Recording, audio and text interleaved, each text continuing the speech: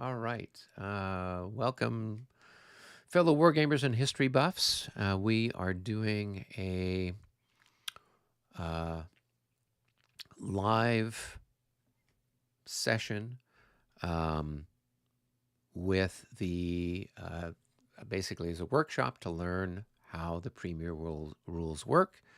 If you have access to Discord, then um,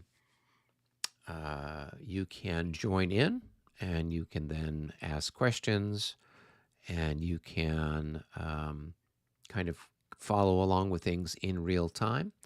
If you're watching this after the fact, um, then terrific. Um, you can hopefully understand what we're doing watching it here, but we're using Discord, and a number of us use Discord on a fairly regular basis for playing our remote and online vassal games. And it's a great way for us to chat with each other across the ether. And then we have our vassal game running, and with that, then we can see what our colleagues are doing, moving units around, rolling dice, etc. And so it's a great way to play remotely. If you've been watching any of my channel for the last couple of years, you know that I play fairly regularly and I have friends scattered all across the United States that we play with. So, all right, it looks like we've got somebody else who's joined the group here. All I just see is the letter C and a picture of a puppy. Can you say hello? Hello, it's me, Jim. Cap. Hey, Jim, how are you?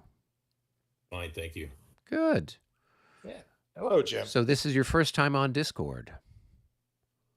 Well, I've read. I use it to read, but I've never participated in anything on it. So yes, first time Oh, up. okay. And Yeah.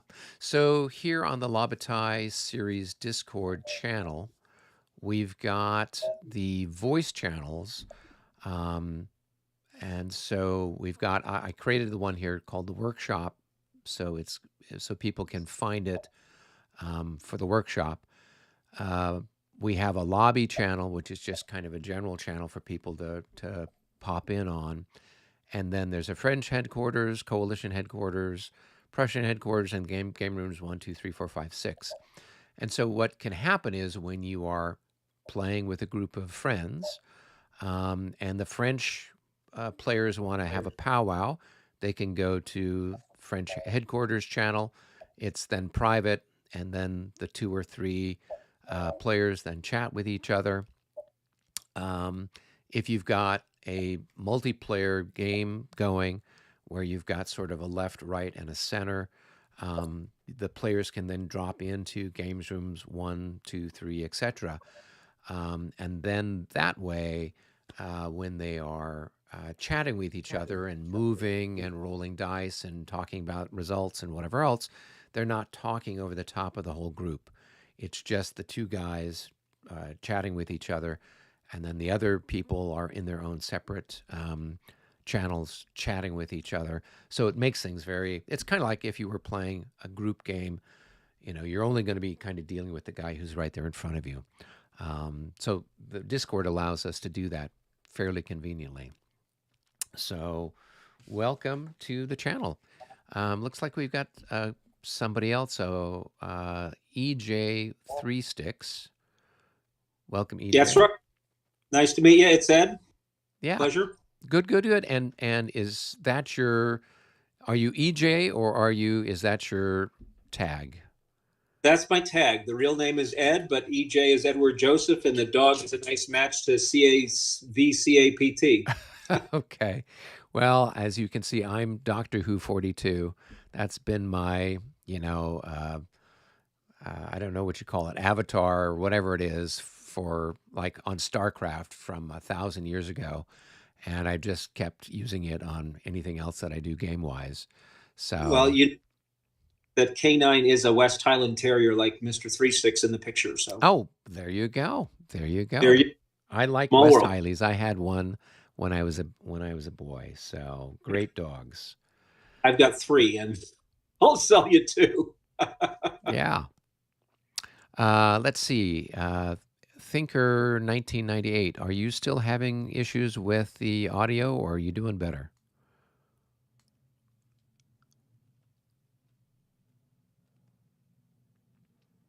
If so, you can unmute and say howdy do.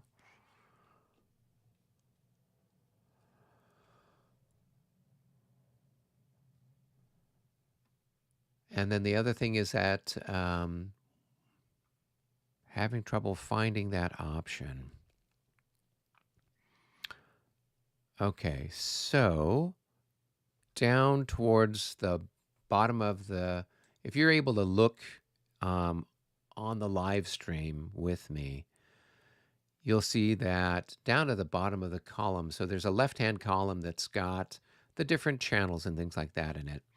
And as you go down that, there at the bottom of the sort of pop-up window for Discord, you should see your name and a little icon. There is a little microphone there. There's a headphone there.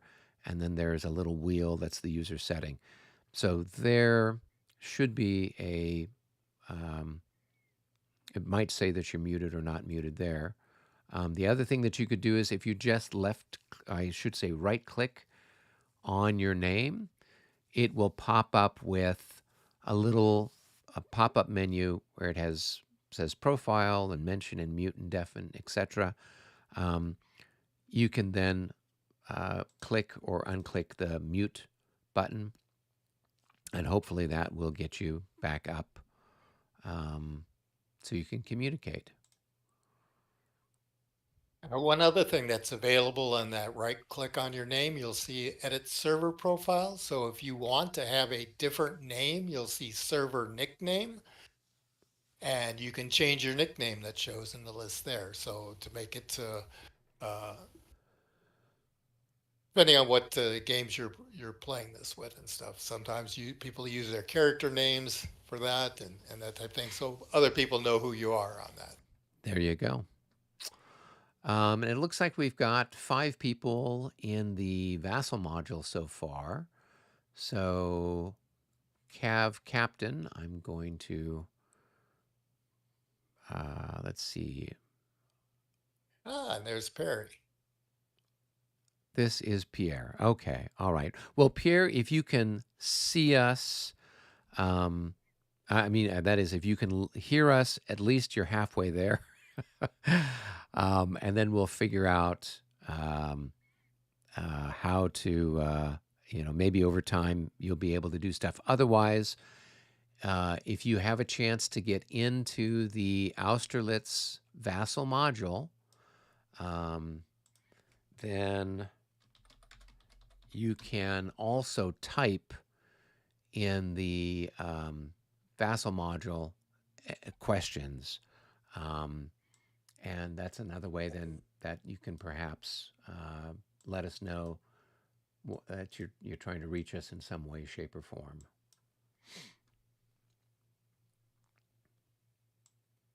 Or you can type the question right there in Discord where you're also and ask questions there. Yep. We'll say that again. I'm sorry. You can type the question into Discord in the Premier, since we're doing the Premier Rules in the Premier Rules channel. Oh, okay. I see it. Very good. Right, and I just typed something in the bar there on the Vassal page, and so you can also type something there. There's a little cursor that's usually blinking over there, and so you can type questions and information there too. Great, thank you.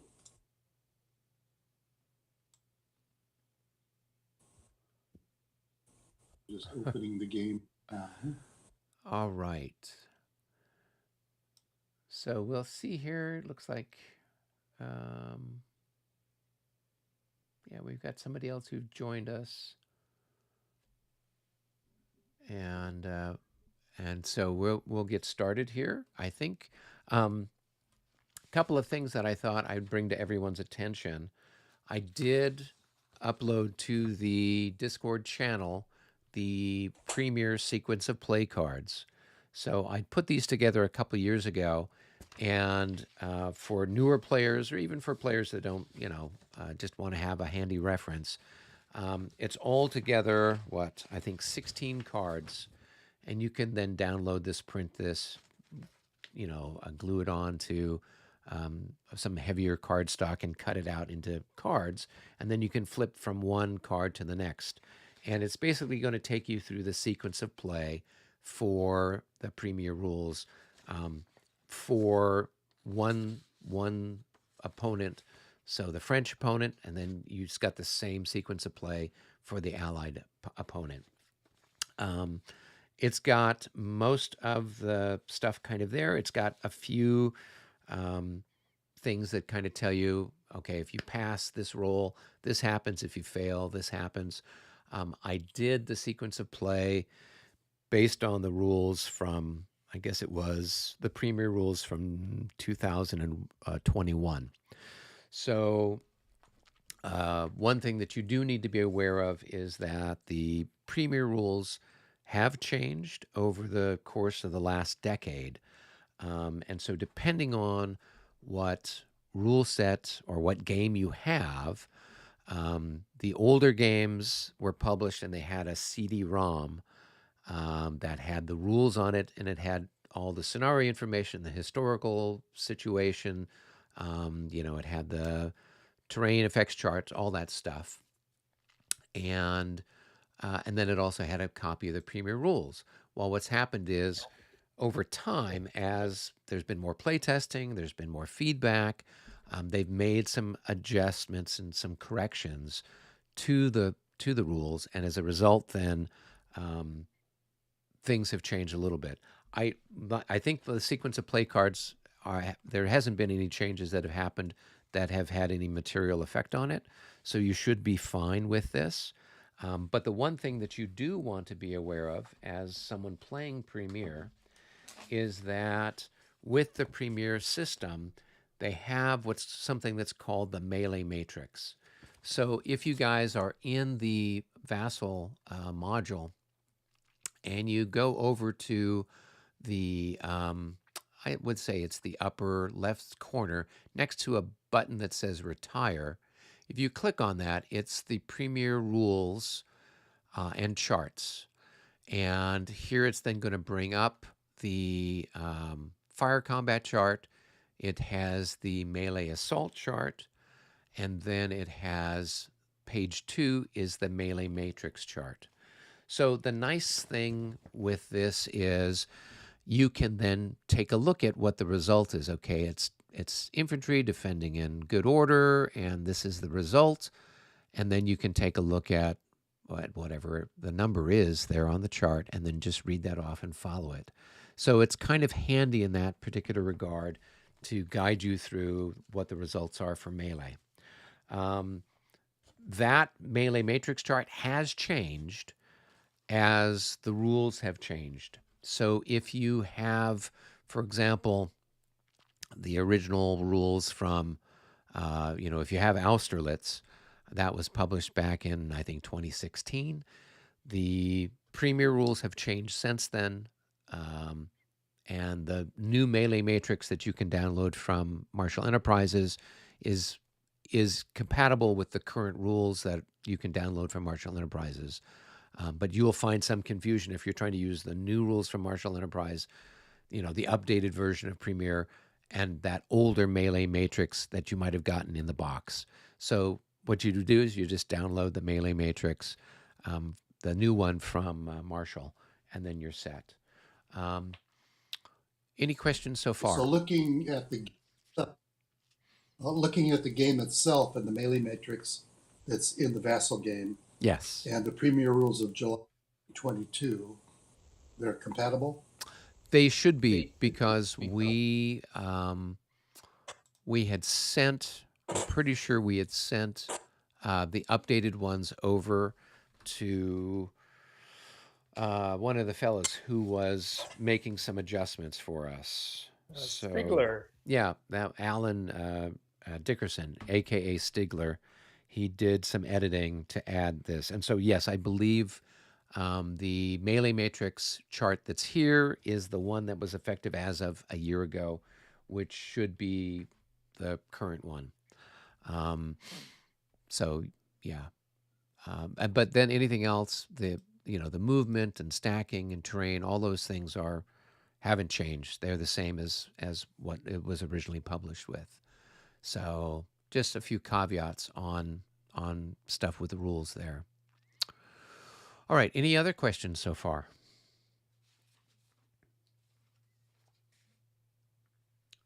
All right.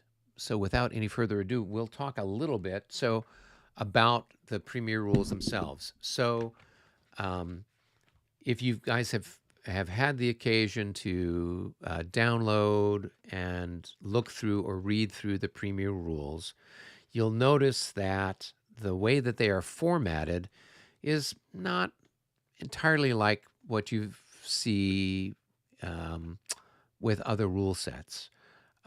They do have some separation where, leaders, that's item number 7, and, then errors and judgments, number 8, and machinations of fate is number 9.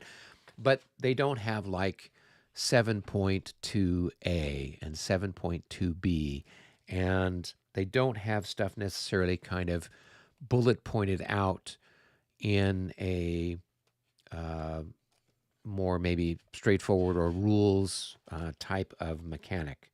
So one of the things I've done, I'm sure David, who is my partner in crime on today's podcast here, we've gone through, and in the margins, we've highlighted stuff. We have made notes in the margins of the rules, like, okay, this is where this is, and this is where this is, and highlighting, stuff. So that way it's easier to find it, because it's not, there's a lot of little things that are kind of buried in these different paragraphs.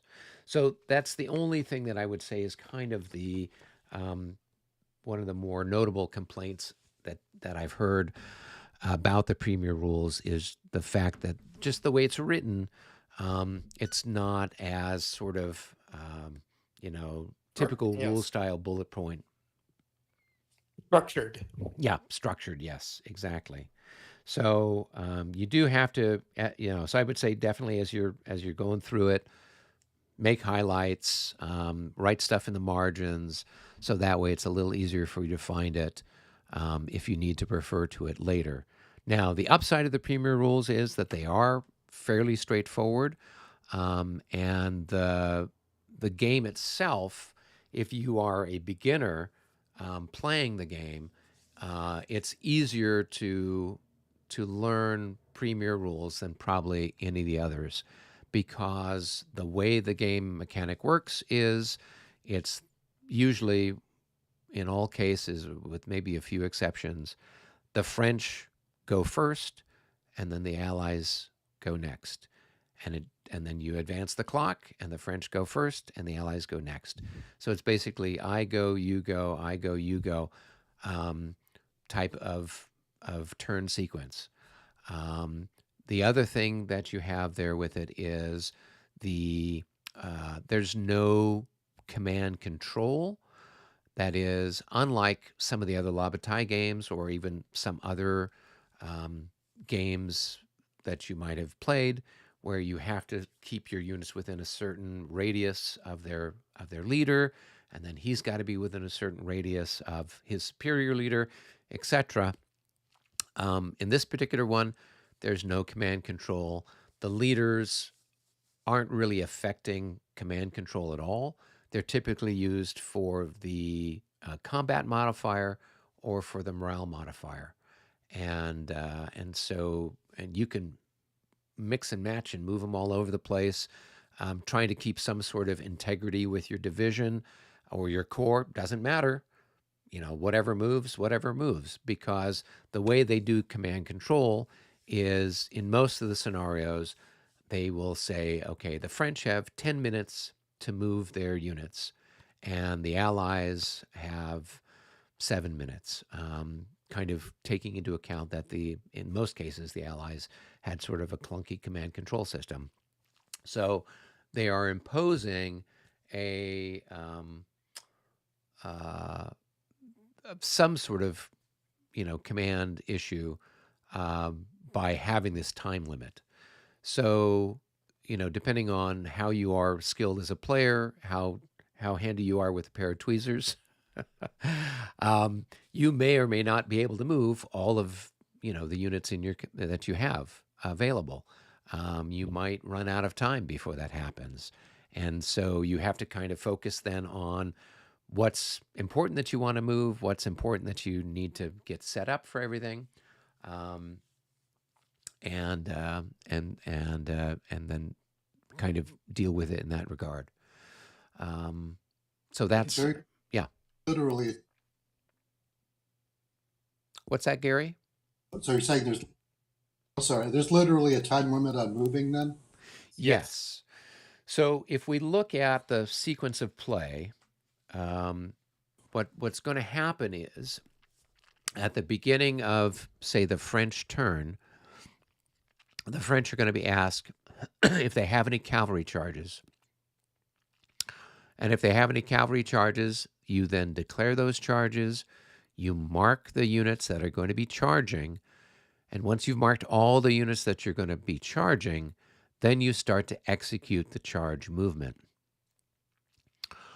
And then once the charge movement is complete, then you would, and whatever the results of the charge, then you go to your movement time. And so then this is when you would start the clock, and this is then when you're moving all of the units. You're moving your infantry, your artillery, and any of your cavalry that was not involved in a charge. And so then it conducts its movement, and then you have your defensive fire phase, you have your offensive fire phase, and then the players can determine or announce if they want to conduct any sort of melees or assaults. And then once those have been resolved, then the active player, in this case the French player, is going to roll for any recoveries. And if they had any cavalry that had been tired or exhausted from previous combat or charges in previous turns, it has a chance to recover its readiness, its freshness. And then once that's done, then it's the Allied player turn. And the Allies are then going to say, okay, are you conducting any charges? Yes, no. And then they're going to mark off whatever's charging and then carry on from there. So if you're here on the Vassal page for us, I want you to kind of take a look over. I'm going to be flashing over here. We're going to be over here by these woods that are kind of on the road to Austerlitz. And I think we'll kind of do our combat over on this side of the world. So we give you some samples. And as we do so, just kind of chime, if you have questions, just go ahead and let me know, yell stop or something like that. And then we can deal with it. So in the situation that we have right now, the Allies in the previous turn had conducted some charges over here along the road, and they'd hit some French infantry. One infantry unit surrendered, one infantry unit routed, and the other one formed square, and the cavalry unit is still sitting on top of it. They had sort of an inconclusive result, and the cavalry unit that conducted the charge didn't bounce away, and so it's just stuck there. It will have to move off in a subsequent turn if it's not forced to flee as a result of, say, fire combat. So what we're going to be doing here then with the French is we're going to be declaring some charges, so that way then the French can maybe rough up these exhausted Russian cavalry and maybe kind of mess up some of the Austrian infantry that's down here as well. So what I'm going to be doing is clicking on the units that I want to have charge. So I've got this 710 heavy cavalry cuirassier here. I'm going to, if you right click on it, it gives you options with what you want to do. And it's got movement, it's got morale, it's got formation, but here one of the options is charge. So I click on it and it puts a little charge marker on the unit. I've got another unit here that's next door to it that's got a leader on top. It's got Bessières on top, and then it's got the cuirassiers underneath. So I'm going to, if you double click on it, it kind of opens up the stack a bit, and then you can click on the unit underneath, and then you can put a marker on it as well. And then I think I'll do one more. Yeah, I'll do one more. And put a marker there.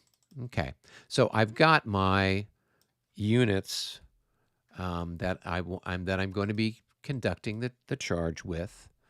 And once I've declared them, now they're going to go do their thing. I can't then say, oh, I really want to have this guy charge now. It's too late.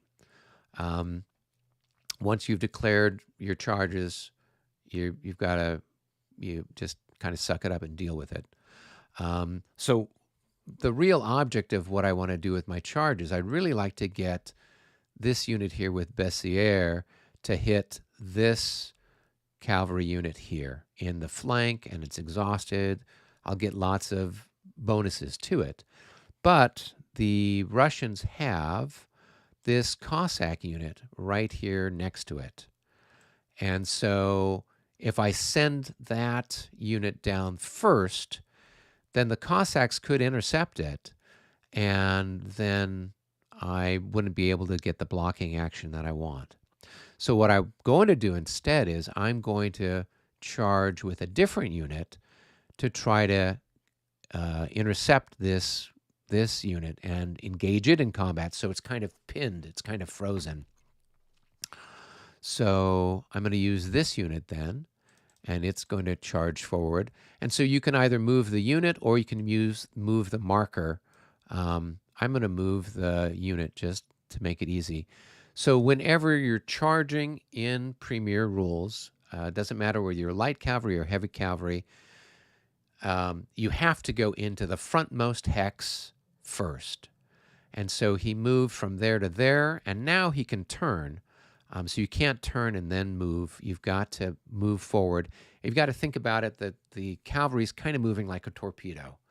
And it's always moving out through that front hex side. So now what I'm going to do is I want to turn this guy. And so to turn in a charge situation, normally in a movement situation, I could turn. It wouldn't cost the cavalry anything to spend money to face a different hex side, or it wouldn't cost them any movement points to do that. But when you're charging, then you have to spend points to change your orientation. So here he's going to be changing his direction, and he's going to be turning, so that costs 2. So he went 1 hex forward, then he spent 2 points to turn, and then there's 3, 4, 5. You're off by 1. Oh, so 1, 2. You're 3 right there. 3 right there. Okay, so there's 4, 5, 6, and 7. Okay. Now at this point, units that are within 4 hexes of the charging unit and have a line of sight could try to do either an opportunity charge in the case of the Cossacks, or could try to form square in the case of the infantry that's here. So what you would do once you get to this point is you would let your partner know, your opponent know, all right, are you going to form square? Are you going to do any reactions? So David, for the sake of fun and adventure, you're playing the Austrians, the Russians. Oh, okay. So then the question is, do you want to, do any reactions with any of the units that are eligible to at this point in time? So, let's see. So he can. And you're at what? I'm at a range of 4. 5, 6, 7. Right. Yeah, and I have, so I've got in this particular scenario. In some scenarios you don't get it, but in most scenarios you get 5 movement points bonus when you're charging. So that helps to pay for these turns and zigzags that you might have to do. So even though his printed movement is 10, he's got an extra 5 movement points that he can do. And Right. if he's going to go, say, 3 in a row, he'll be doubled then when he hits his target.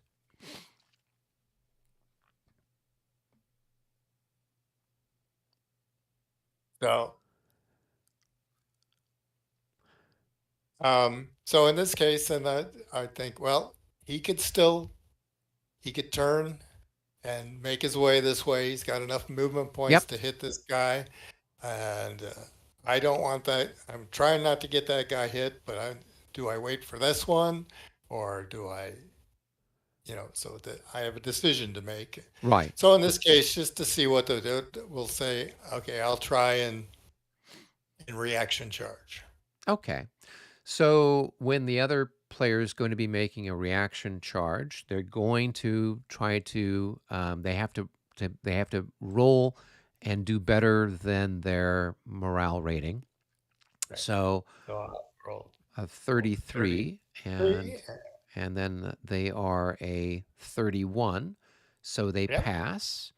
So that means they could react. If he'd rolled a 31 or less, then they wouldn't be able to react. They would just stay there and they couldn't do anything else during this charge phase. So they have passed their check. And so light cavalry, when they do a reaction charge, are going to move forward 2 hexes. So David could move. Can you move here instead, David? I mean, It wouldn't, this is I a better can. position, but for the sake of the example, we want to have some Yeah. examples here. So this was a better place because then it does block other stuff. But here's where he's at. So then he moves forward 2. I move forward 1. That's the end of the charge for that cuirassier. And so we just put the marker there, indicating that that's done. Now, here then I can go ahead and execute this charge up here. And they're going to spur forward. There's 1. And they're just going to come straight down the line. 2, 3, 4, 5, 6, 7, 8, right? And they'll hit that guy there. Now, David quite correctly had wanted to move this cavalry here. And what would have happened then is these guys have a zone of influence. As soon as this cavalry comes in, it would have stopped it. And they wouldn't have been able to go and make the charge and hit those guys there. And so that's that charge straight down the line. And then lastly, I have a little charge over here. I'm going to try to maybe hit some of these infantry and have some fun, or at least have an example. So they go forward. There's 1. And then, whoops, it's got to get the right stack. 2, 3, 4, 5, 6, 7. Okay, Now, so at this point, yeah, I could decide to form square if I wanted.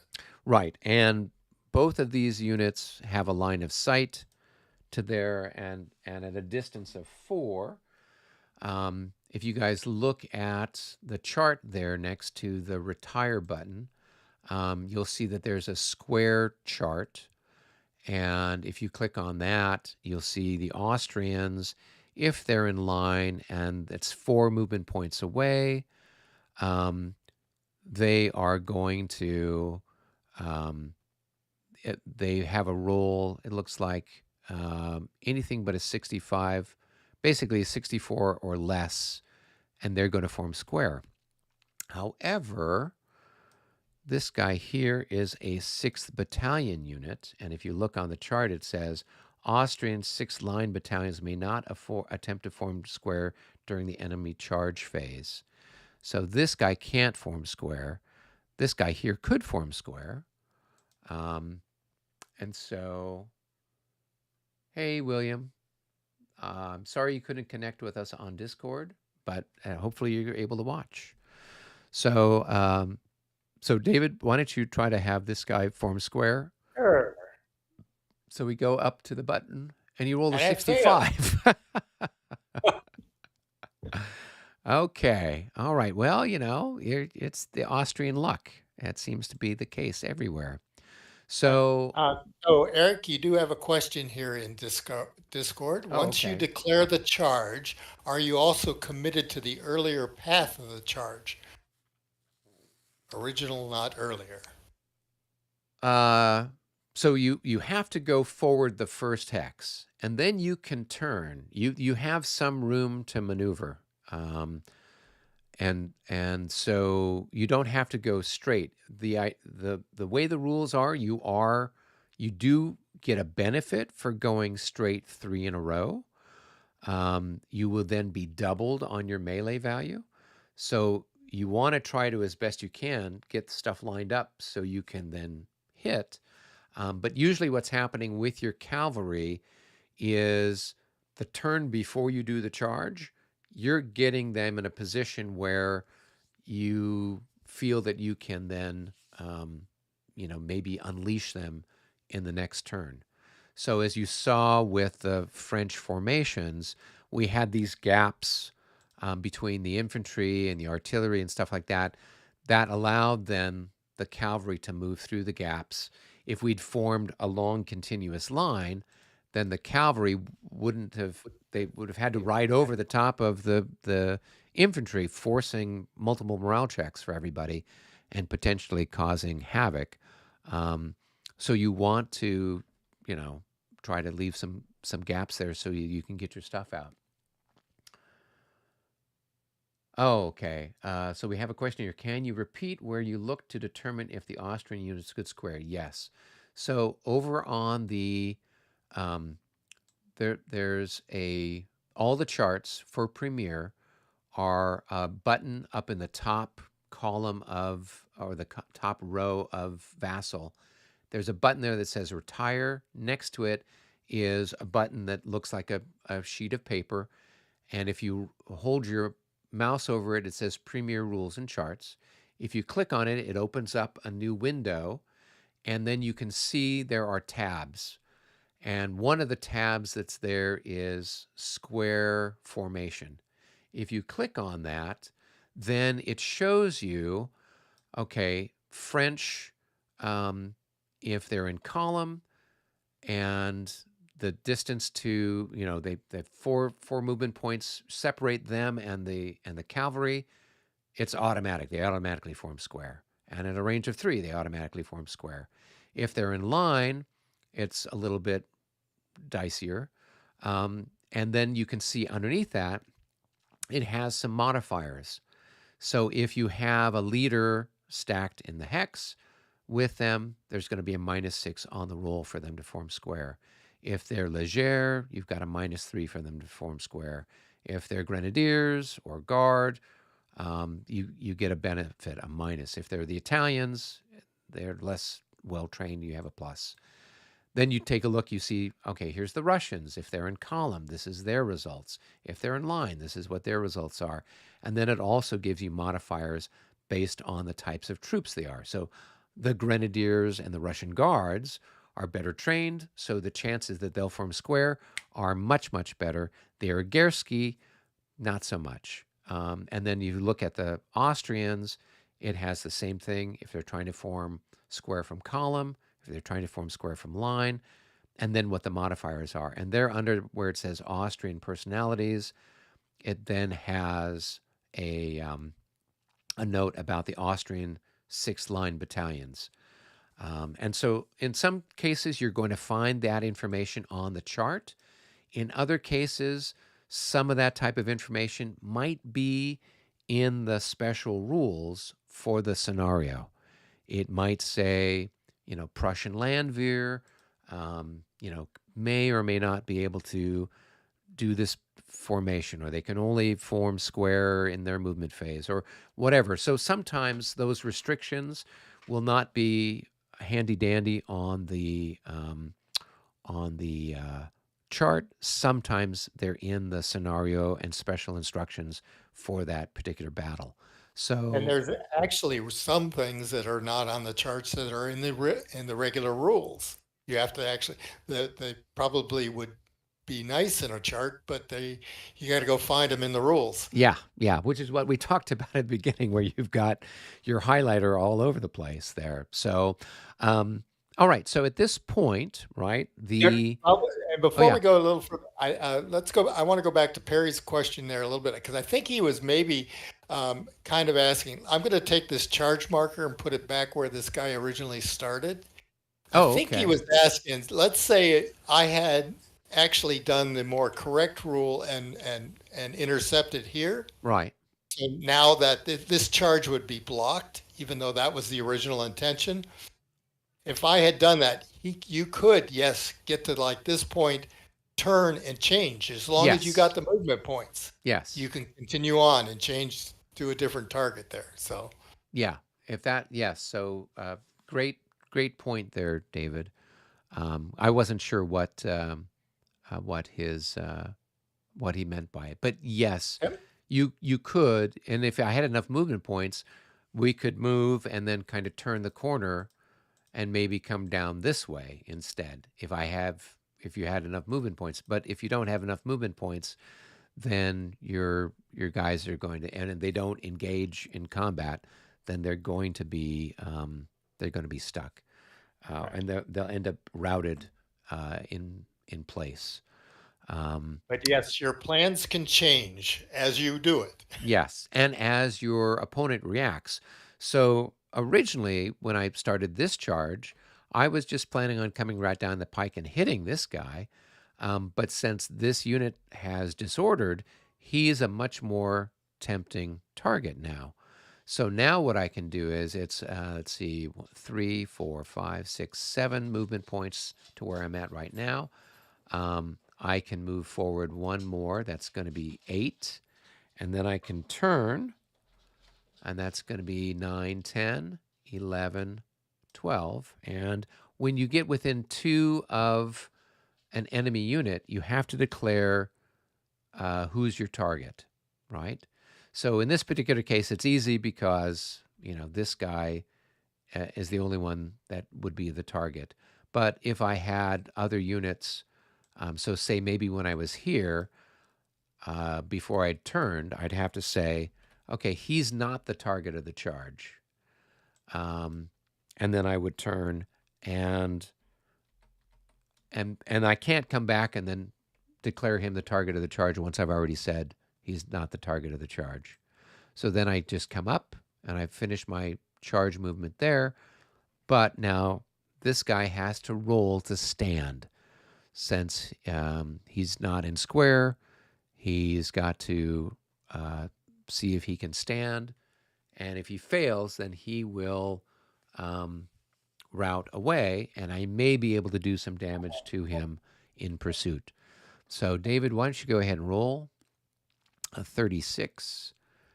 And let's see. All right, let's see what He's got a minus He's at 3. 31 minus 3. So I think He passes, right? So the modified roll is going to be a 33. So that's enough for him to stand. So that ends things there. If he'd failed, then we would have taken a look at how many movement points I had left. and I might have been able to do, usually if the unit routes, for every 2 remaining movement points you have left, you can destroy an increment of the enemy that's fleeing away. That is their infantry is doing that. All right, so we go ahead and mark that. I don't know why it's not letting me put it on top of the hex, but oh well. I like straddling it. So. Oh, because that's. I actually have a Oh, you're you know, using the version 1.21. 2.21. Yeah, yeah. One, Okay. Yeah, I thought I would use the same version that all the other folks have. This one, Stigler hadn't fixed it where it allowed you to straddle it. Okay, so at this point in time, all of the French charges are done, and then what's going to happen is we'd say, okay, ready, go ahead and start your clock, and now the French are going to move, and you can move your units in any particular order you want, but once you've moved them, then they need to. You can't go back and move them a second time. So I couldn't move this guy out of the way so that this guy can move and then move this guy a second time. It's got to be a case that once you move them, then you go on to another unit. So this guy's just going to go forward 1, 2, 3, and attack that guy there, and I'll have this guy come up. And I'll have him move there as well. And then this guy's going to go, well, let's get some cannons going for fun. So artillery. So 1, 2, 3, and then they can unlimber, which costs 2 movement points.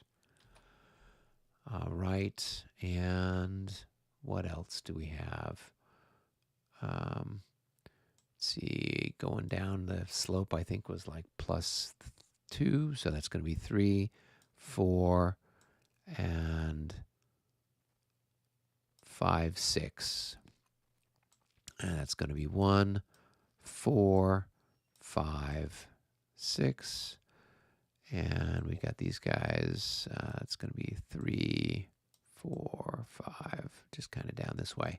All right, so I've got some people moving. right. Yeah, and at this point, it's all on the clock now. Yep.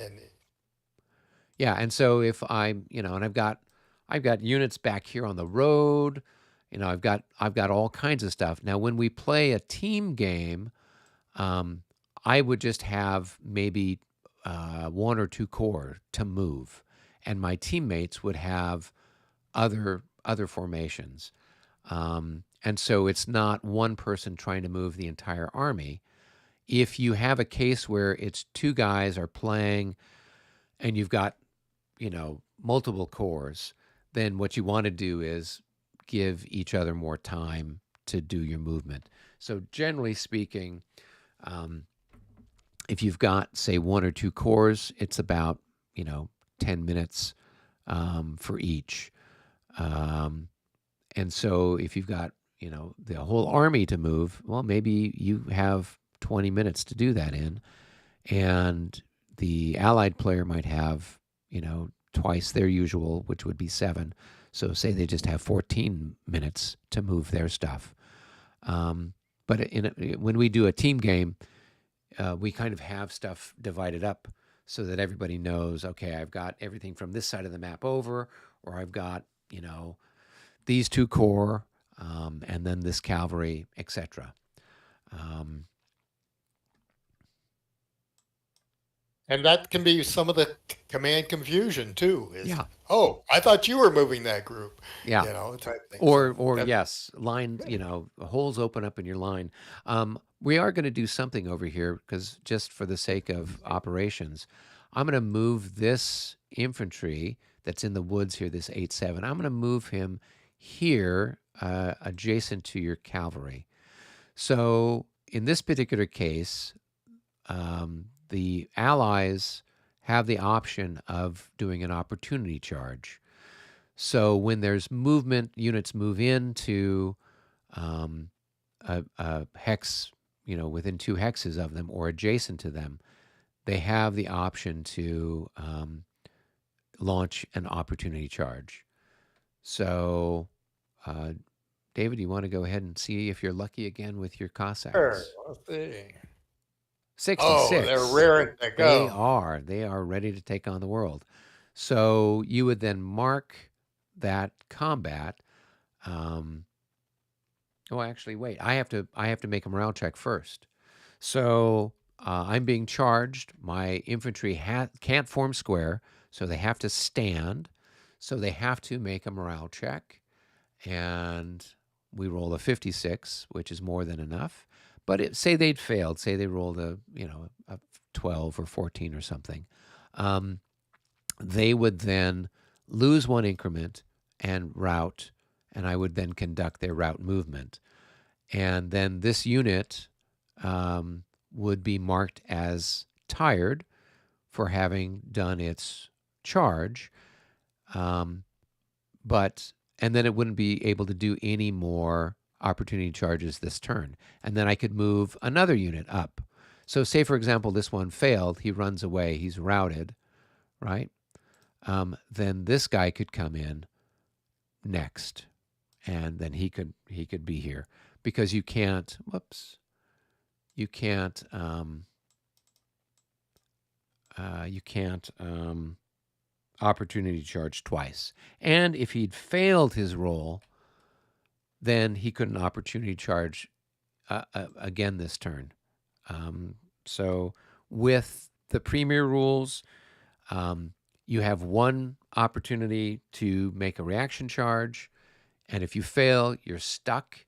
You've got one chance to make an opportunity charge, and if you fail, you're stuck. And then if you do execute your opportunity charge, and then it goes this way, that way, whatever, you're set. Let's just go ahead and put a charge marker here, David, so we can do. So we say this guy passed, and we're going to then do melee. So just have it marked so that we know. Okay, cool. Right. So at this point in time, we're going to say that we've got all of our movement done.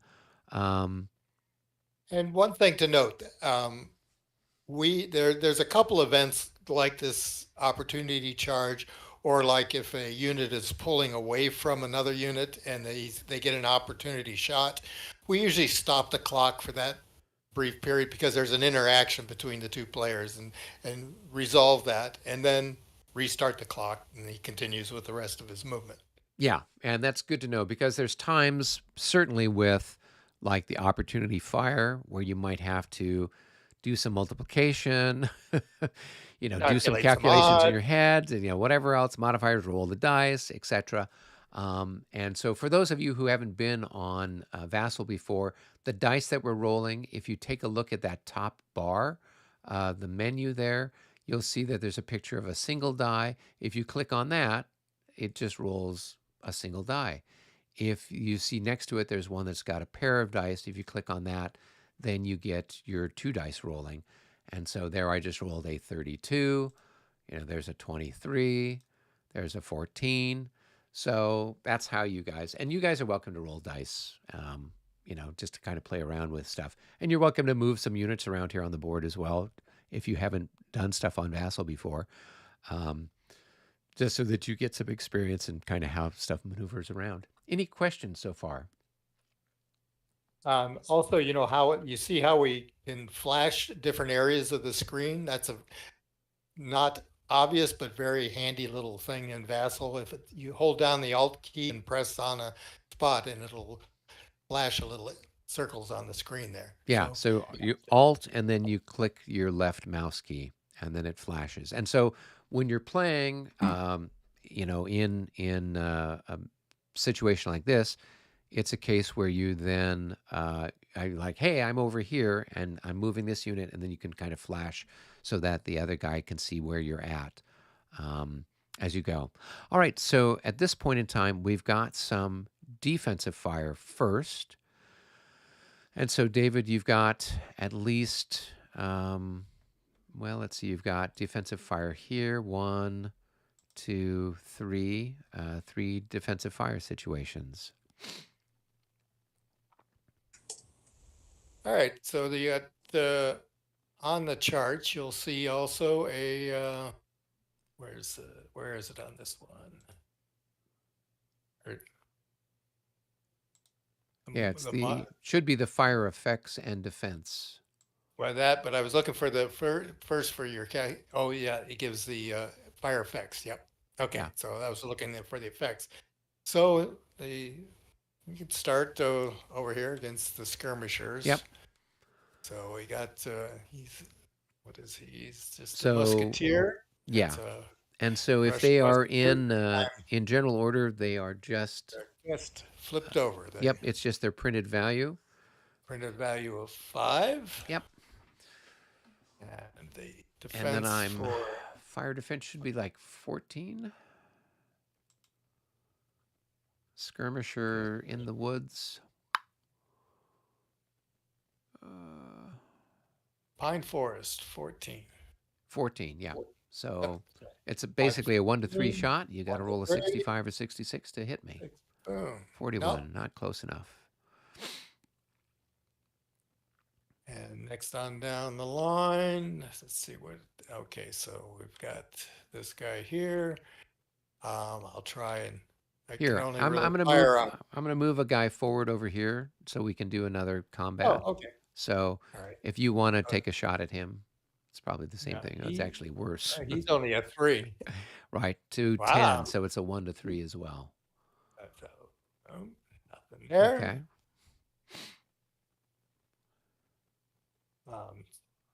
We have the fire defense of. Did you fire the guy that was disordered? Nope, I have not. So he's disordered. So it's half of what His printed value is. value That's is probably a 3. It's 1.5, 2. So yeah, two, to the fire defense of 6, so it's a 1 to 3 shot. So no, Good roll. and now here we've got some Austrians in line, and so the Austrians, they're just a regular. They're a 6th battalion, right? So they're times 2. They're times 2, and you've got there's 13 increments in that hex. Only the top 4 are able to fire out and in line. So you're going to multiply 4 by 2. So you basically have 8, 8 to 6, and you can only fire on the guys that are in his front hex. Right. Mm-hmm. So 8 to 6 is a 1 to 1. A 41 is not good enough, so no hits. All right, and then so we would go down the line. You would conduct all defensive fire first.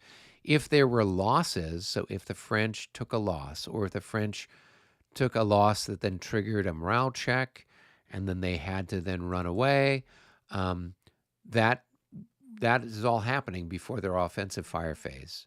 So the defenders get a benefit in this regard, where if they're able to reduce their opponent or get them to displace, then they're spared the offensive fire. We'll start over here in the woods and we'll work our way across. So the skirmishers are in the woods, and they should actually be in 2 hexes, but I can't straddle the hex, so what can you do? I'll straddle. You want to straddle this way? Yeah, that would be perfect. Thank you. Okay. Yeah, so he's got 3 in that hex and 3 in that hex, which is the most that a skirmisher can have there. And so his multiplier is 3. So we've got 6 times 3. That's going to be 18. The fire defense of infantry in the woods is 10. So it's 18 to 10. So that's 1 to 1. It's 1.5 to 1. So we roll the dice. 46 at 1.5 to 1. That should be a hit. 1.5 to 1. 46 is a hit. Yep, it is a hit. So in Vassal, you right click and there should be a increment lost usually. So there, that added it. Now, if I need to add another hit to that, I would actually go down to that hit marker and then increase it. Yep, and so you could once again right click on it and then increase it or decrease it. There's also, if you guys know the shortcuts, you can do some of these different things. using shortcuts on your keys. And the right click description usually shows you the shortcut if it's available. Exactly. Yeah. All right. So that did not trigger a morale check. The Russians are making a morale check on their second hit, and these are grenadiers, so they're not going to make a morale check. They're checking on every even hit. These guys are going to be Okay. fired on by Yeah. my guys, and so my printed value is 7, so 7 to 10. So that's also going to be a 1 to 2. So here we go. 13 is a miss. All right. Over here, I'm going to have these guys fire into the flank of that. They are in column. And so their fire is 7. Firing into the flank, the fire defense in the flank is 5. So it's going to be 7 to 5. So it's a 1 to 1. And that's a 34. And I do have a +4 for the size of the stack because he's got 13 increments. So if you have more than 9 increments stacked in the hex, for every additional increment over 9, it's a plus modifier on the roll. Oh, actually, I got the artillery here. That's going to fire in. It can join in. So I got 7 plus 18. So that's going to be 25 to 5. So it's a 5 to 1 with a +4. So 34, 1, 2, 3, 4. That's going to be a 42 at 5 to 1. That is enough for 2 hits on that unit. So the top unit's going to take 2 hits. So add the increment loss. Now what I'm doing with that column is double clicking. It kind of spreads the units out where I can grab the bottom one, or I can grab the increment marker for the losses, and now I'm going to increase that one by 1. So now he has 2. And I can double click again, he closes that column back up. Yep. And because the Austrians are checking on every odd hit, starting with their first hit, that top unit would need to make a morale check and for taking a hit. So go ahead and roll for them, Dave. And So 25. 25.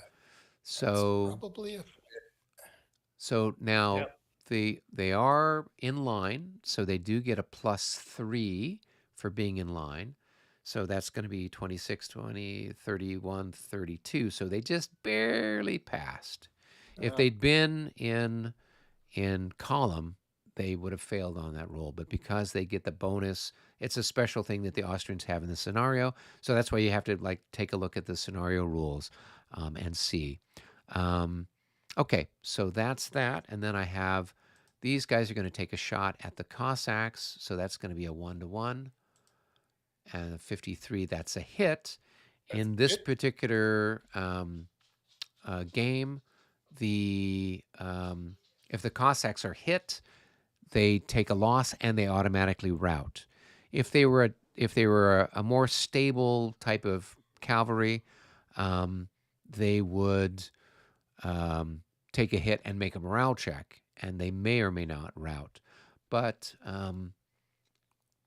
in this particular case, they would rout and then run away.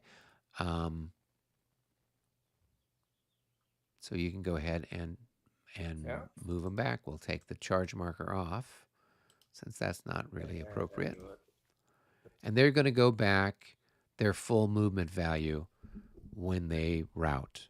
So if they were to disorder, they usually go back 3. If they rout, they're going to go back their full movement, unless the melee matrix tells you something different.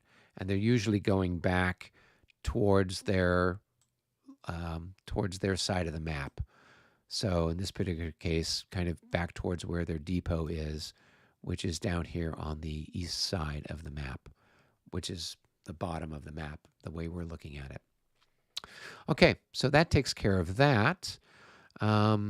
I've then got one more shot, which is this guy here taking a shot at that Cossack also. A 65. So that's a hit, and it's also a leader casualty. So when leader casualties happen in fire combat, it's happening when you roll a 65 or 66. And then you roll a single die to determine what happens to the leader. So we rolled a 4, and a 4 is an arm wound. So then we would roll one more die, and that's how many hours out of combat that person is. So that particular guy would then be taken, and we would put him over on the on the time track, and then we would say, okay, this is the 10:20 turn, so he's going to come back on at the 2. I say this is the 10:40 turn. He's going to come on at the 2:40 time. So we would then put like a little mark on him there. Right, and you can a little handy thing. You can right click and put it. There's a option called change label, so we can actually put in there 2:40. Oh, very cool. So now, if you look at it, it says we know exactly what time he's coming back. Cool. It's kind of hard to see on there, but it's there. Yeah. The other thing you could do if you're not playing it on Vassal is you just take a 4 marker and you put it on top of the leader in that hour. So now we know at 2:40 he's back and he's going to show back up again and be able to be used. If he were killed, then he'd be gone entirely, and they don't have replacements for the leaders. But the leaders don't have the same sort of purpose when it comes to like command control like they do in 5th edition and some of the others.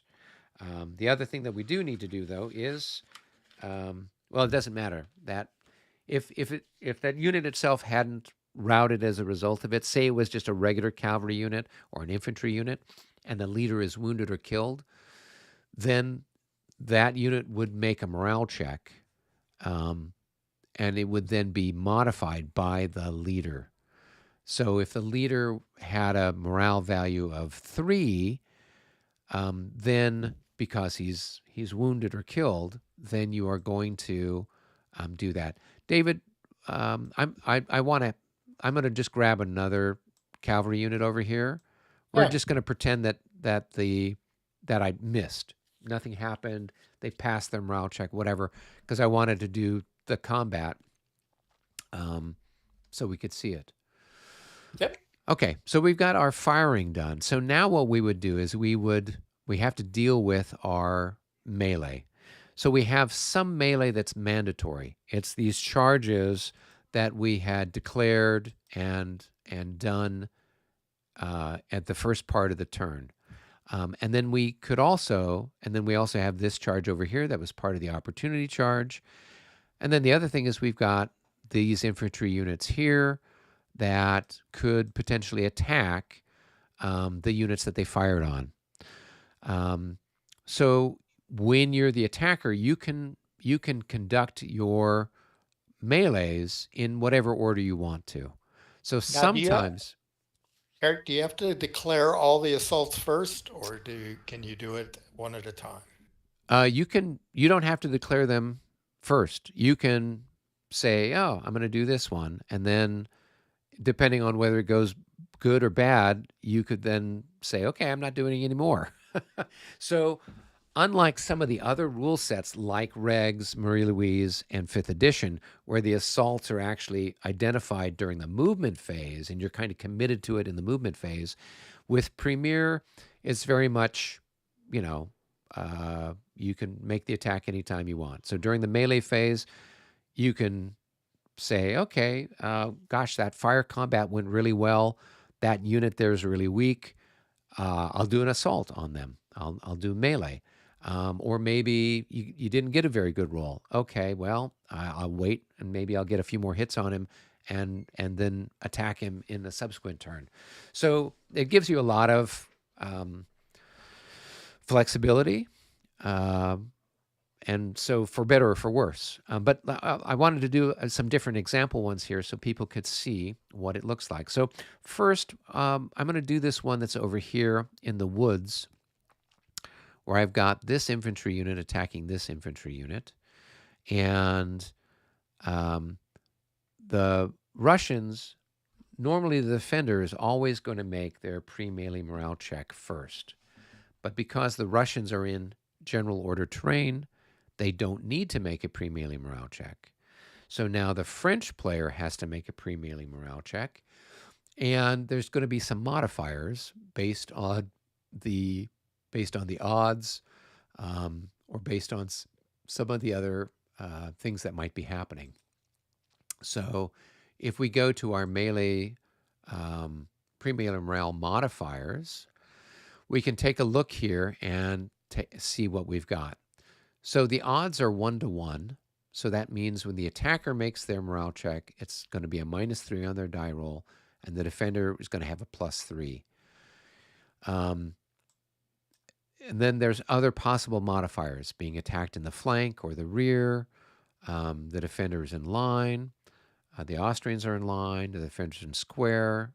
Attackers going up a slope, down a slope. They've taken hits. So these are all different things that could modify the pre-melee morale check.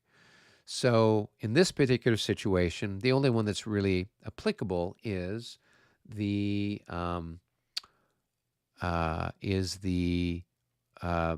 odds modifier for it being a 1-to-1. So I'll go ahead and roll the dice. A 42. So even with the -3, that's going to be enough for these guys to pass. This particular French unit has a morale of 25. So as long as I roll a 26 or better, he's going to go forward.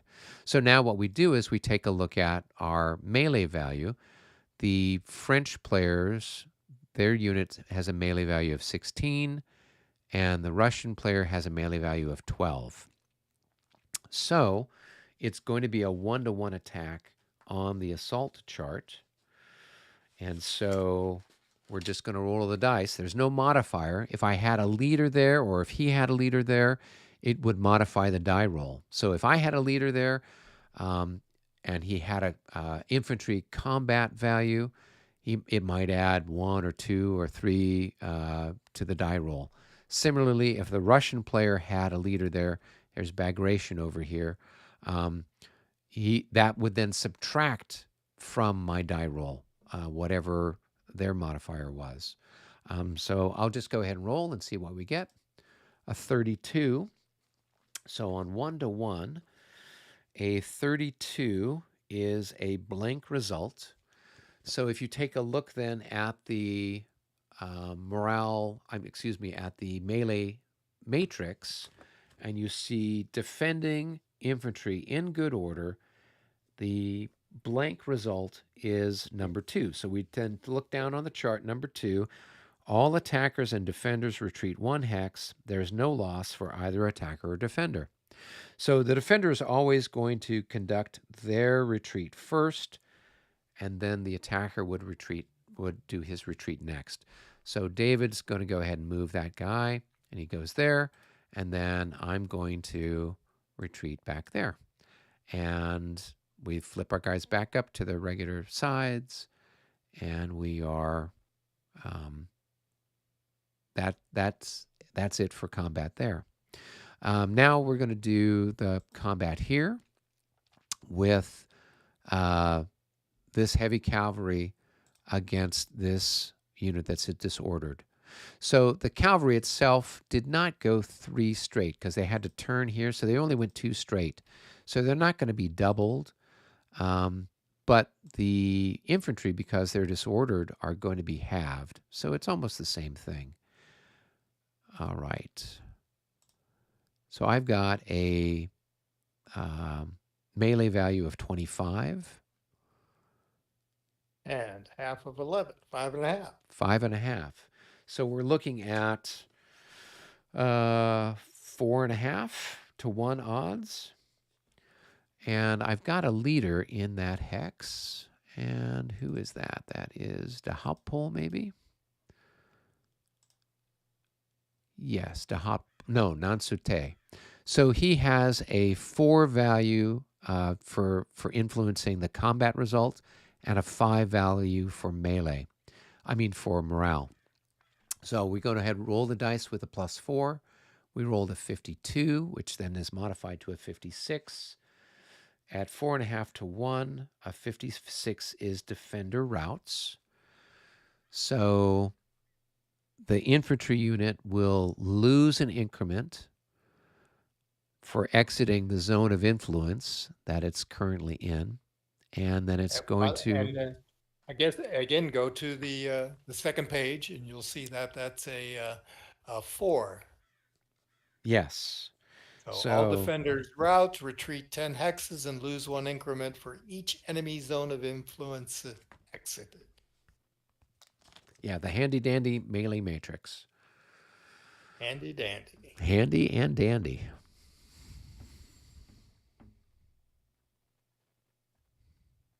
And it said he retreats 10, right? 10 hexes, yep.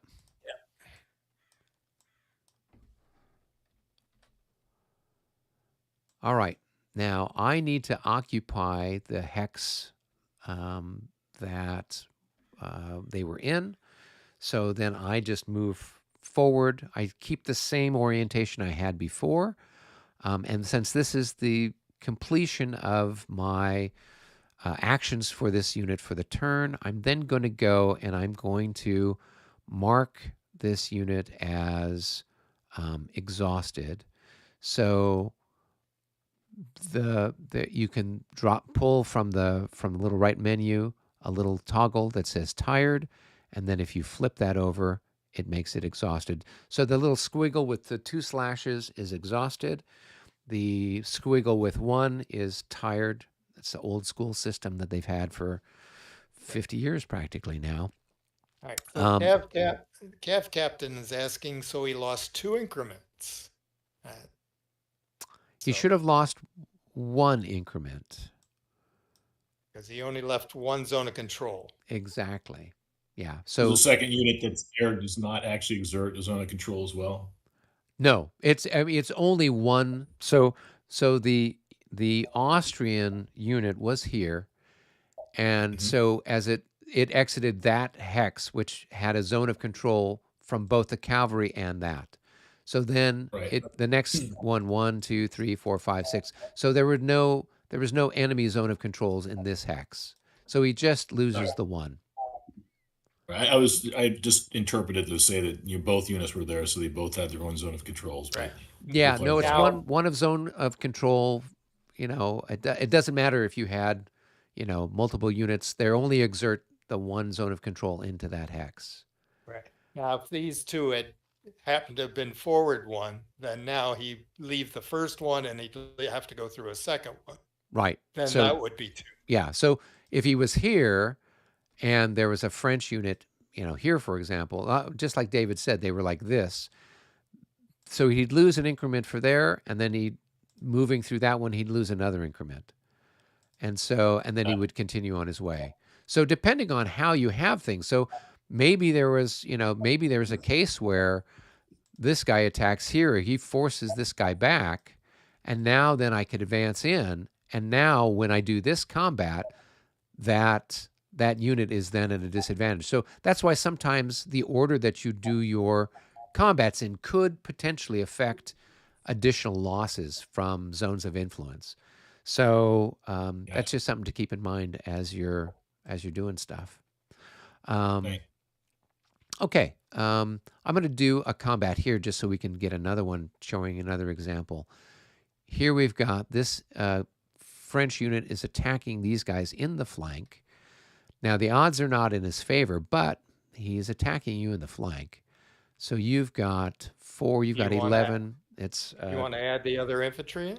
No, I can't because he fired on the Cossacks. Oh, he can't. That's true. Yeah, and so because he fired on the Cossacks, then he can't then switch and attack somebody else. So the infantry, if they fire at a hex, they have to assault that hex. They can't fire at one hex and then assault a different hex. So this guy can't be added in. So I'm basically just going in with 6 to 11. So it is a 1 to 2 attack, and that's going to be a -6 on my roll, but a +6 on your roll. But you're being attacked in the flank, so that's going to be a -12. So altogether, you've got at this point a -6 on your roll. But your Austrians defending in line, so that's a +3. So you just have altogether, with all of that, a -3 on your morale check. So go ahead and roll. The defender always goes first. So that's going to be a 36 modified down to a 33. And the guy's a 31, so he passes. And so usually the top unit in the stack passes, they all pass. Now this guy is going to make his attack. He's got to make his morale check. So I'm going to have a -6 for the odds, but a +12 for hitting you in the flank. So altogether I have a +6 on my check.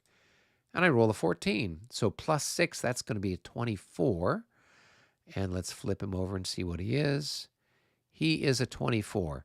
So that's not good enough. And so therefore he is going to fail the attack. He's not going to go in. He's going to be marked as disordered. And he's then going to move back 3 hexes. So 1, 2, 3. Okay? And so that was the result of that particular little misadventure. It didn't go so well, and that's why you usually want to have better odds, or have a leader that could then maybe influence things. If he'd had a leader there that even added a +1, that would have tipped it in his favor, and he then would have passed the check. We had this unit over here who was attacking the Cossacks, but because the Cossacks left, the combat didn't happen. But we still need to mark him as tired since he charged, and so we put a charge marker on him. And then we've got the combat over here. So this one should be a little bit bloodier. We've got these guys went 3 straight, so they're going to be doubled. So when cavalry are attacking cavalry, there's no morale checks. There's no pre-melee morale check. So I'm going to be doubled. That's going to be 48. And then I'm going to be doubled again because I'm hitting you in the flank. So I've got 96. And then what's the guard there? They're 64. And they're thirded for being exhausted. So 64. 32 is half. That's going to be 21. 20. So 96 divided by 21. We're at 4.5 to 1 odds. So 4.5 to 1 odds, and my leader, Bessier, adds in 7. So we have 4.5 to 1 with a +7, and we roll a 23, not spectacular. And so that's going to then bump up to a 34. So that is going to be a defender routes. 4.5 to 1, a 34. That's a DD. Oh, sorry, I was looking at the 5 to 1. So DD, but it's cavalry. So cavalry doesn't disorder. It's either in good order or it routes. So it's going to lose an increment. It's 13 on the matrix. All defenders route and retreat 10 hexes, losing an increment for every enemy zone of influence exited. Mm-hmm.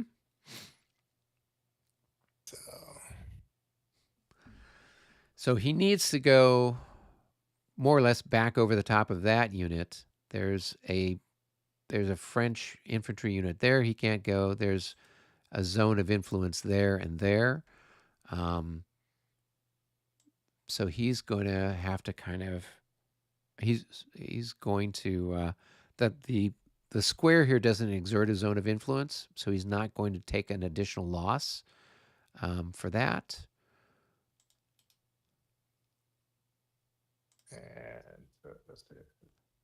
But because he goes over the top of that guy will have to make a morale check. Right. All right. So he goes back 10. 1, 2, 3, 4, 5, 6, 8, 9, 10.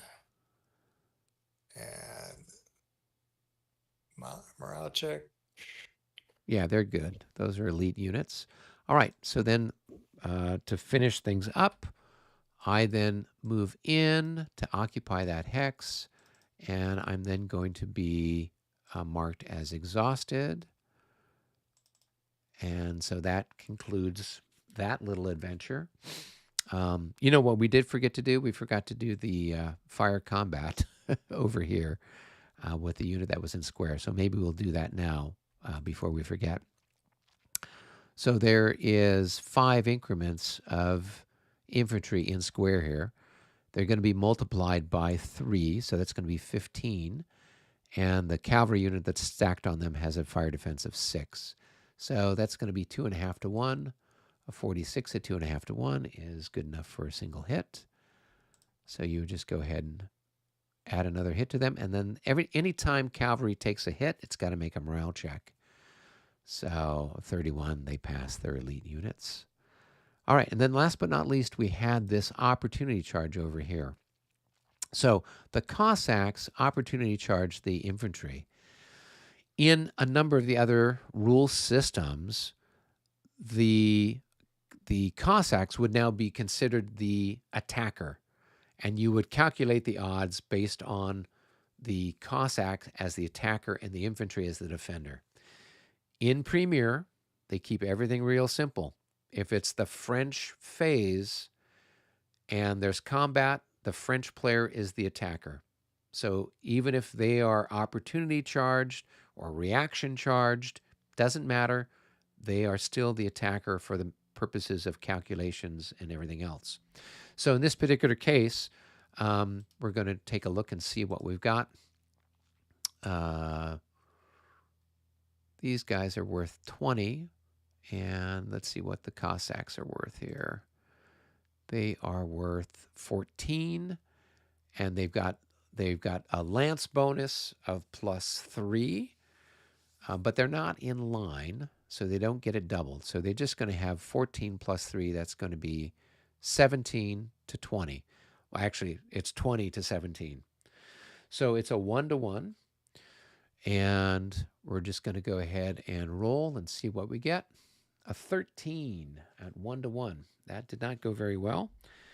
That is going to be an AD result. That's an attacker disorder result. So we go over to the melee matrix. We take a look at defending cavalry in good order. AD is 10.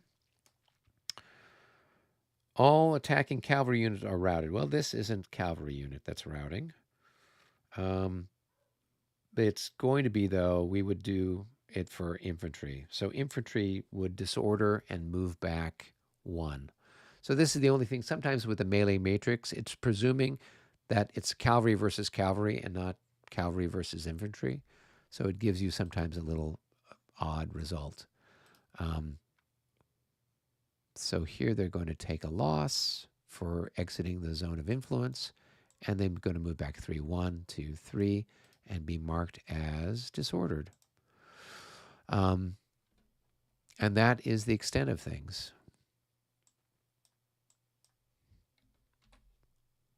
So now all of our combat is done. Now what we would be doing is, hey, Jeff, how are you doing? Welcome aboard.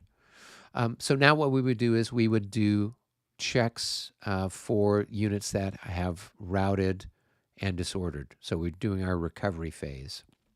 So you always want to roll for your routed units first. And so we will go ahead and just start here and work our way across.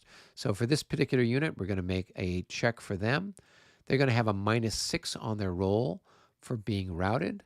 They roll a 62. They are going to recover. And when units recover, they recover in column, but I can have him face any direction I want, because when you're disordered or routed, you have sort of an all-around facing.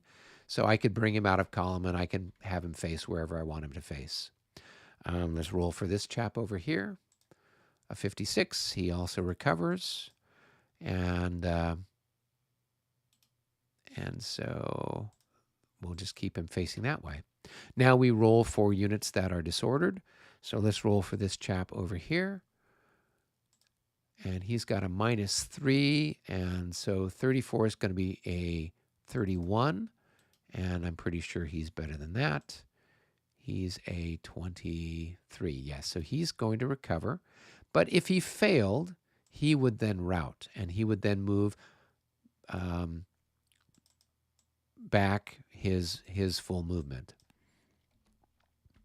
Let's see if I can get someone to fail so we can see what that looks like. This guy over here, let's roll. 62. We're going to pretend that wasn't a 62. We're going to pretend it's a 12, right? So he's then going to rout, and then he's going to go back 7 movement points. So we can have him go back 1, 2. So 1, 2, 3, 4, 5, 6, 7, right? And you want to try to avoid going over the top of your units if you can. If you do have to go over the top of your own units, then that's going to force a morale check for everybody that's in the hex.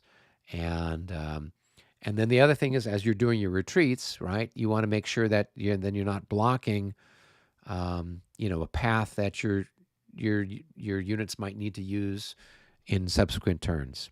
Okay.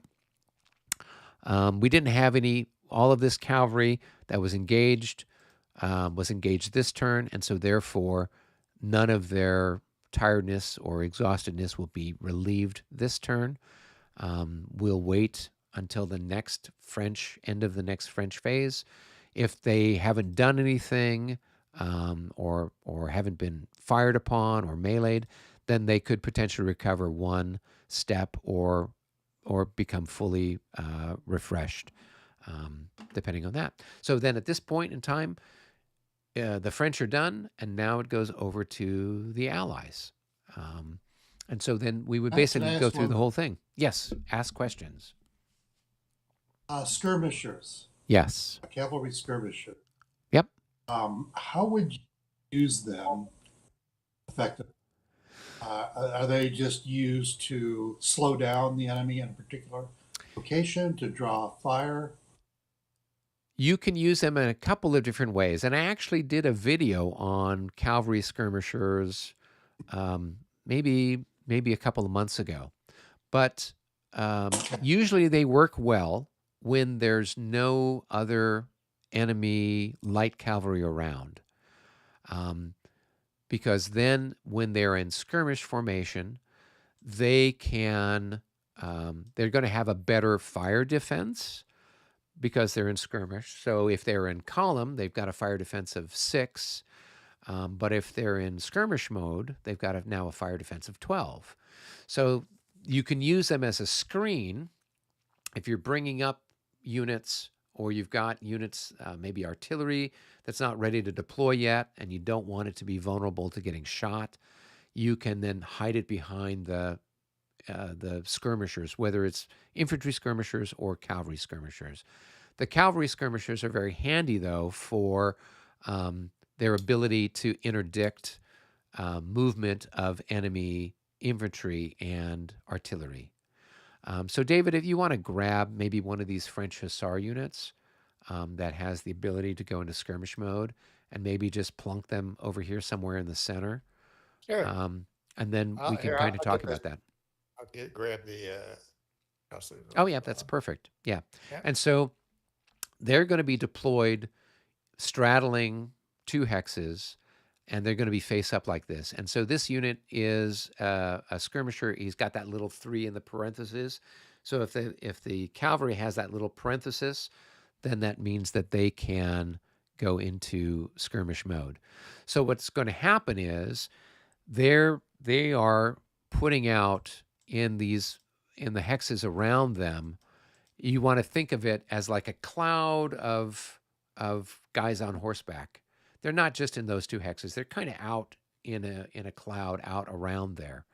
So if you're infantry and you want to move forward, then it's going to cost you extra, because you're kind of dealing with these horsemen that are kind of harassing you. And so as a result, for this unit to move into this hex, it's going to cost an extra 2 movement points. So it would cost you 3 movement points to go into that hex. Then if you wanted to move into this hex, and this is based just on the Premier rules only, you're paying an extra 2 for this to leave that hex, plus an extra 3 to go into that hex. So it's going to cost you 6 movement points to go there. So this unit obviously does not have enough movement points to do that. And so this is as far as they could go. And the fact that they're in line as well means that they've only got really 4 movement points. Because when you start off in line, you subtract 2 from your movement. That's true for infantry or cavalry. So this guy could move here, and that's as far as he could go. If you want to nullify that effect, then you would move one of your light cavalry. So say you'd grab this Cossack unit and you move that Cossack unit over here adjacent to this. Now what's happened is these guys, because of the proximity of enemy cavalry, they've sort of sucked in.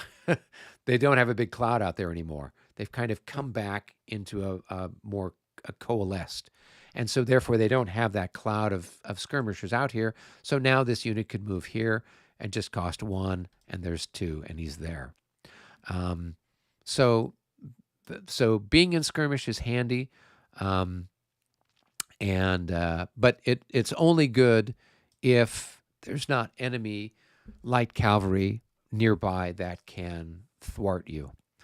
And so that's you just have to keep that in mind.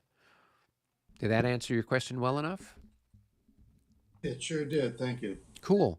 Now, we've had some other people comment in the YouTube channel, so I'm just going to read some of the comments. So it looks like Eric writes, I hate the command rules for Labatt, thinking about just using Premiere to avoid the entire subject like we did in 1979. Yeah, for those of us that have been playing it for decades, and so I started playing it in the mid-'80s, where the 3rd edition, well, I guess it was the Premier rules that came with the Clash of Arms versions of the games, and then the subsequent 3rd edition rules did not have command control. It basically, you had a time limit of 10 minutes or less, depending on what side you were playing, and therefore you didn't have to worry about keeping within a certain range, keeping your units in some sort of cohesive block. Here's this division, here's that division. So that's one of the reasons why people like Premiere, and this is why it works well in like a team setting at a conference, like at ConSim, where you've got a bunch of guys and they're trying to get through the game, and it's a little bit more beer and pretzels, move and kill. It makes for a fast game, but then you do sacrifice that element of command control and some of the different things that have that element of, better word, realism, and as far as you can. Eric's next comment is, I can't comprehend the moves, the maneuver units, and the command points, etc. It just isn't well thought out. For example, if you have a cavalry reserve, often the leader whose units are in the rear will get activated first.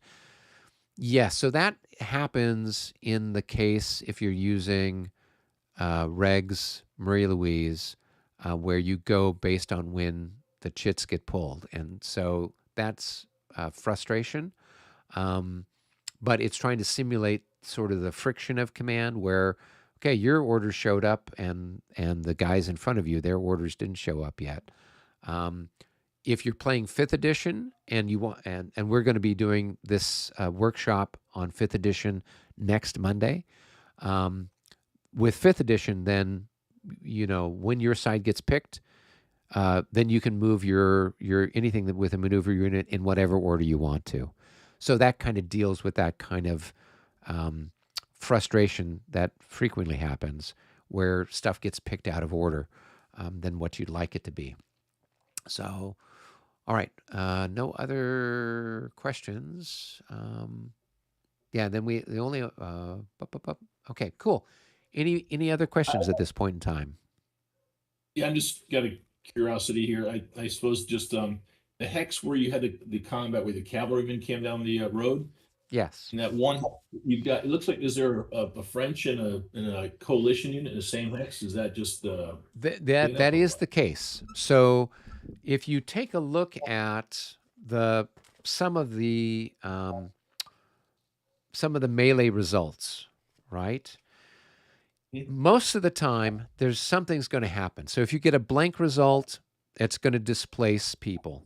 If you get an attacker disordered or a defender disordered, then somebody's going to break and leave. The hex is going to be vacated.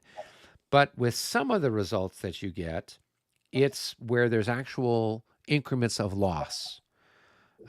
So, for example, in the 1-to-1 column, if you were to roll a 51, the attacker takes a loss and the defender takes a loss.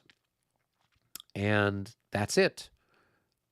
So they just stay there. You can imagine it's a sort of a bloody melee as the cavalry is sort of churning around the square. The square didn't break. The cavalry hasn't broken. They're kind of stabbing at each other. They both took an increment loss, but it didn't result in anything definitive where one side or the other had to leave. So that's what happened in the previous turn when the Russians did that charge. They got one of those indeterminate results. And as a result of that, the unit stayed stacked on top of the square, and then the square gets to shoot at it. The square can initiate combat. So in the French phase, I can't melee the cavalry, and I wouldn't want to. It's sitting on top of me. I'm going to be able to do more damage to it shooting at it than I would trying to attack it. If I attacked it, it could retreat before combat. So then it would be getting away from me. So just at some point in the next turn, when it's the Russian and the Austrian player's turn, he's going to want to leave that square. He doesn't want to be there. So when he moves off of it, he's going to take opportunity fire, and so then he may take another loss or two as he exits the square. Right. And actually, what I think happened there, the only thing it could have been a 7, it would have been a blank. Because the defending infantry was being square, and a blank is 7, and 7 is all defenders check morale plus 6 to the die roll. If failed, the square adopts a column in place, and the attacker cavalry retreats 2 hexes. Other than that, nothing happens. Yeah. They pass, they're left there. Yeah. So as I recall, and of course this was almost a year ago when we played this turn, it was one of those partial hits. So it was one of those where I think the French player took 2 hits and the I mean, that's the only one in the, at least in the chart in the game, that would have been, because it would have been either 6, 7, 8, or 9. Yeah. So, and it had to be the blank one, which is 7, and that's so. Well, or unless you get one of the results that's a number versus a number kind of a thing. Like where that's true. Yeah, which is what happened. It was one of those results where each side took a loss, but there was no other conclusive definitive thing. So, all right. Other questions?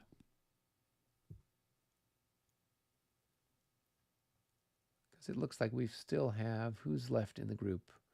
Looks like we had a couple of people drop out. So, Gary, did you have any questions? I don't. It was very complete, I think, Eric. So thank you very much. Okay.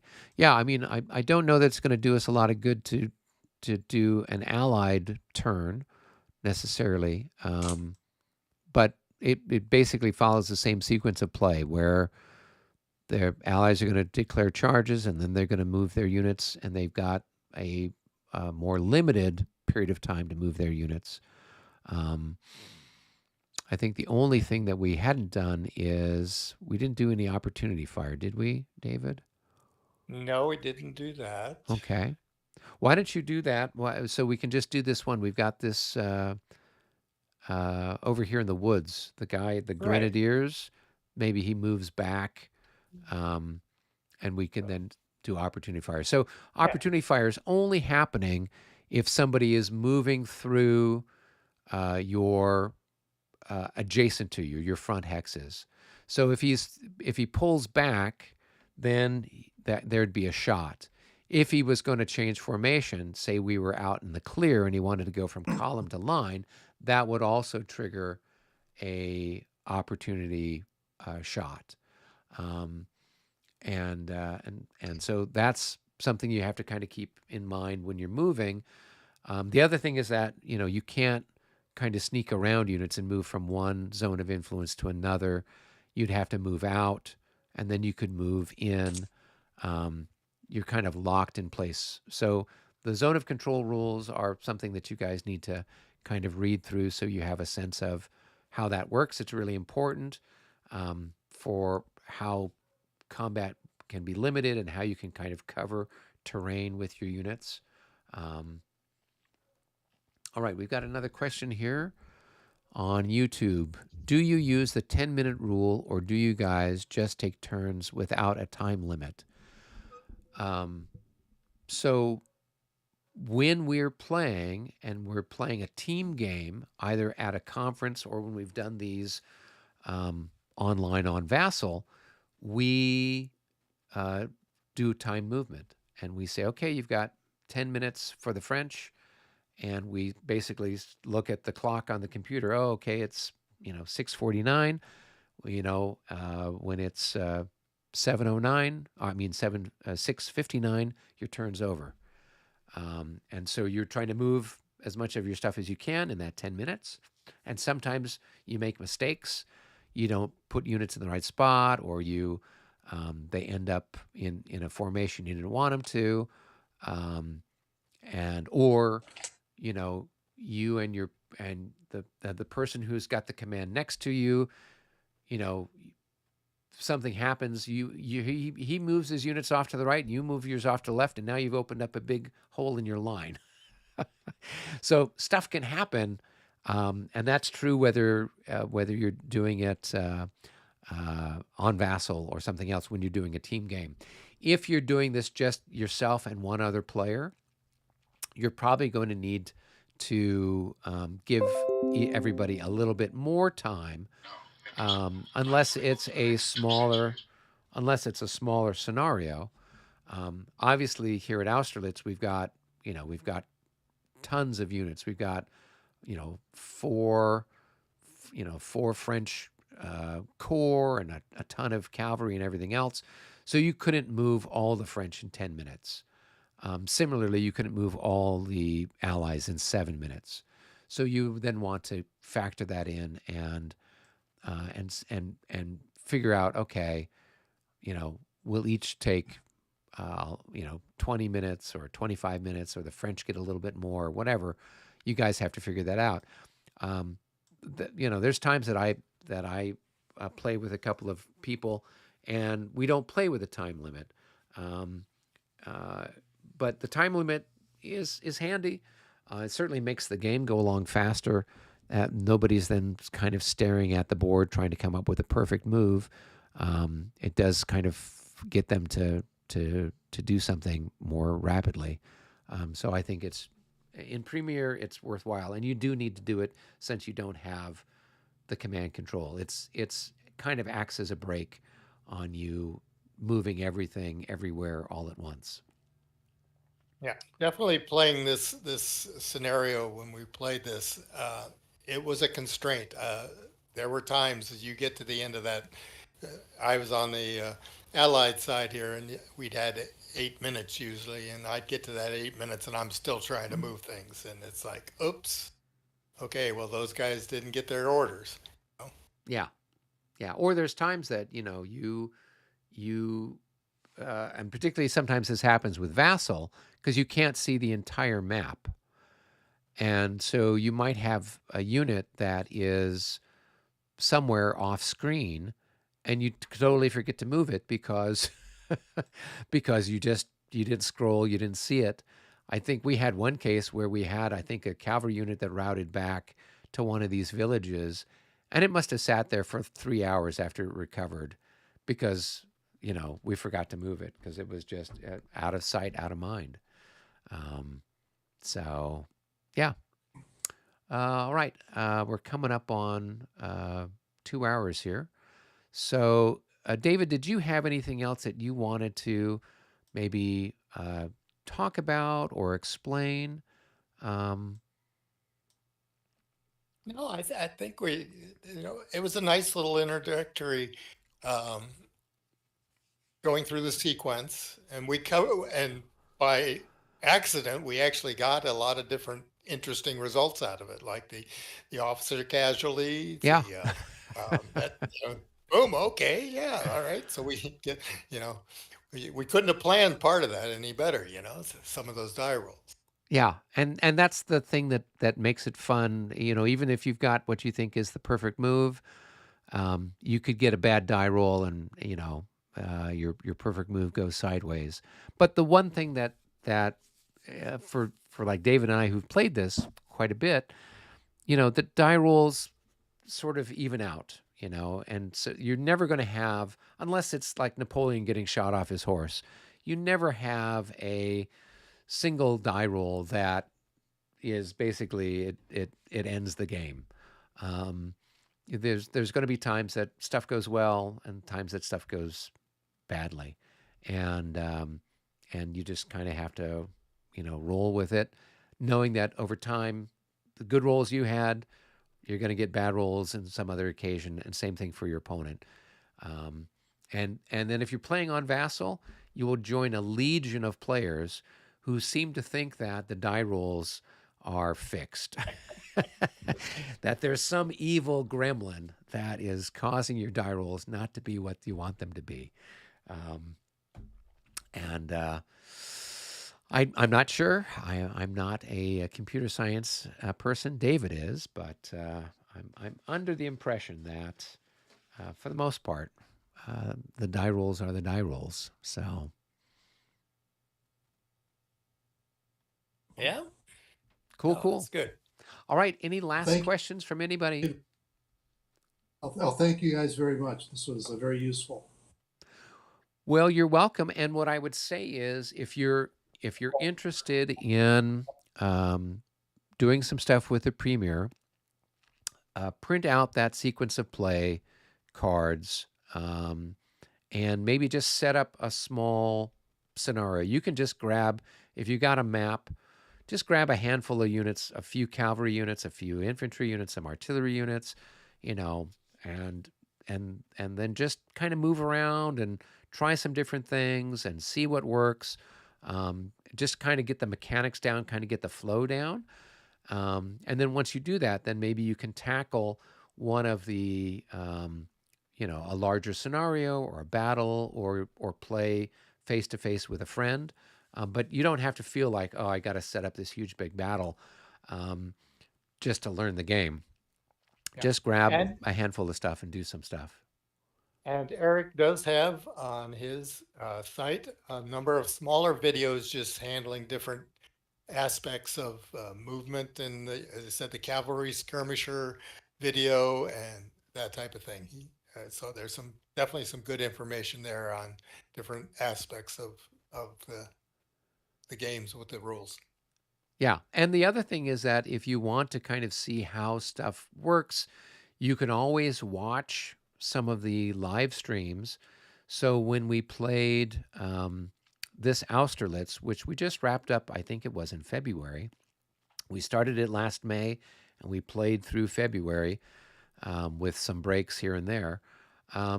We played using the Premier rules. And so you can follow along at home and kind of, you're only going to see my perspective of it, because when I do the live stream, it's just showing my computer and just capturing my voice and whoever I'm in the channel with. So you might not see what's going on the other parts of the map, but there's enough stuff that's going on that you can kind of get a feel for it and follow it along. And a great way to kind of do that, because a lot of our sessions would go for a couple of hours. You can go to YouTube and you can adjust the playback speed.